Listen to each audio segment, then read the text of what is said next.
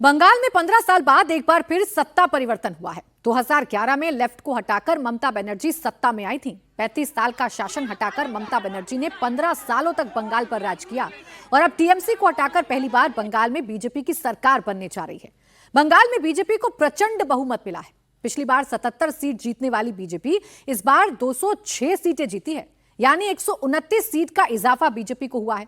वहीं पिछली बार 215 सीट जीतने वाली टीएमसी इस बार सिर्फ 81 सीट पर ही सिमट गई। टीएमसी को 134 सीटों का नुकसान हुआ है। हालांकि कांग्रेस को 2 सीट का फायदा हुआ है। पिछली बार 0 पर आउट होने वाली कांग्रेस पार्टी इस बार 2 सीट जीतने में कामयाब रही। अन्य के खाते में पिछली बार 2 सीटें गई थी, इस बार 4 सीट गई हैं, जिसमें 2 सीट हुमायूं कबीर की हैं। हुमायूं कबीर दोनों सीट से चुनाव जीत गए। अगर वोट शेयर की बात करें तो बीजेपी के वोट शेयर में 7.44% का इजाफा हुआ है, जबकि ममता बनर्जी को इतने ही वोटों का डेंट लगा है। 7.7% की गिरावट ममता बनर्जी के वोट शेयर में आई है।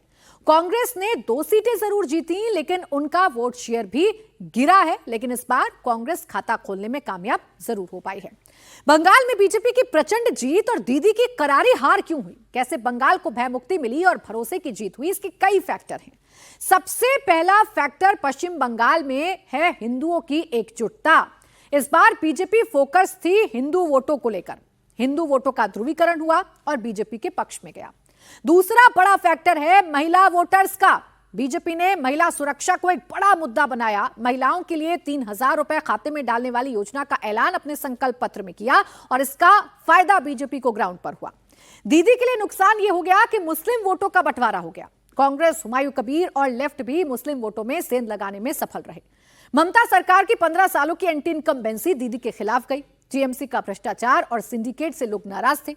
बिगड़ती कानून व्यवस्था से बंगाल के लोग परेशान थे। इसके अलावा मोदी की लोकप्रियता और अमित शाह की रणनीति काम कर गई, जिसका नतीजा यह है कि बीजेपी पश्चिम बंगाल में पहली बार सरकार बनाने जा रही है। और अब आइए बात कर लेते हैं बिहार की। यहां भी बीजेपी ने पहली बार अपना मुख्यमंत्री बना लिया है सम्राट चौधरी। उनके शपथ ग्रहण की तारीख फिक्स हो गई है। 2 दिन बाद 7 मई को सम्राट चौधरी कैबिनेट का विस्तार हो रहा है। गांधी मैदान में होने वाले शपथ ग्रहण समारोह में 27 मंत्री शपथ लेंगे। इस दौरान पीएम मोदी भी मौजूद रहेंगे। साथ ही गृह मंत्री अमित शाह समेत एनडीए के सभी बड़े नेता पटना पहुंचेंगे। पिछले महीने केवल सीएम सम्राट चौधरी और 2 डिप्टी सीएम ने शपथ ली थी। अब बीजेपी कोटे से 12 और जेडीयू कोटे से 11 मंत्री शपथ लेने वाले हैं। इसके अलावा चिराग पासवान की पार्टी के 2 विधायक मंत्री बनेंगे, जबकि हम और आरएलएम से एक मंत्री शपथ ले सकता है।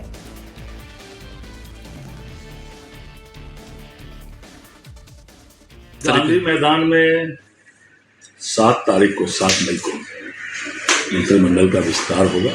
सम्राट चौधरी जी के मंत्रिमंडल का, जिसमें विश्व के सबसे लोकप्रिय नेता, देश के यशस्वी प्रधानमंत्री आदरणीय नरेंद्र मोदी जी, भाजपा के राष्ट्रीय अध्यक्ष नितिन नवीन जी, गृह मंत्री आदरणीय अमित शाह जी, पूर्व राष्ट्रीय अध्यक्ष और देश के स्वास्थ्य मंत्री आदरणीय जेपी नड्डा जी, हमारे बिहार के एनडीए के प्रधानमंत्री अंग बंग और कलिंग का जिक्र करते हैं। इसमें अंग यानी बिहार भी बहुत इंपॉर्टेंट है, क्योंकि यहां भी ऐसा पहली बार हुआ है जब बीजेपी का अपना मुख्यमंत्री बना है, और वो हैं सम्राट चौधरी, जो 1 महीने पहले शपथ ग्रहण कर चुके हैं। अब अपने कैबिनेट विस्तार उनका होगा और जो कैबिनेट मंत्री हैं वो शपथ ग्रहण करेंगे। शपथ ग्रहण समारोह को लेकर पटना के ऐतिहासिक गांधी मैदान में क्या तैयारी चल रही है, और इसको लेकर हमारे संवाददाता नीतीश चंद्रा की एक रिपोर्ट आपको दिखाते हैं। बिहार में मंत्रियों का शपथ ग्रहण 6 मई को होना है। पटना के गांधी मैदान में इसको लेकर बड़े स्तर पर तैयारी की जा रही है। विशाल मंच तैयार किया जा रहा है। यही वो मंच होगा जहां पर तमाम वीवीआईपी बैठेंगे। प्रधानमंत्री नरेंद्र मोदी भी इस शपथ ग्रहण समारोह में हिस्सा लेंगे। इसके अलावा बीजेपी के तमाम बड़े नेता यहां पर पहुंचेंगे। बंगाल में मिली जीत के बाद बिहार में मंत्रियों के इस शपथ ग्रहण समारोह को भव्य स्तर पर किया जा रहा है। और यहाँ पर आगे के हिस्से में देखिए 3 बड़े बड़े पंडाल यहाँ पर तैयार किए जा रहे हैं, और ठीक मैदान के पीछे के हिस्से में प्रधानमंत्री नरेंद्र मोदी का जो हेलीकॉप्टर है वो लैंड करेगा। पटना एयरपोर्ट जब वो पहुंचेंगे, वहां से हेलीकॉप्टर के जरिए वो सीधे गांधी मैदान में लैंड करेंगे। और पूरा मैदान चूंकि लोगों से खचाखच भरा होता है, इससे पहले भी यहाँ पर शपथ ग्रहण समारोह जब हुआ है, तो ऐसे में सुरक्षा को लेकर भी बड़े स्तर पर तैयारी की जा रही है।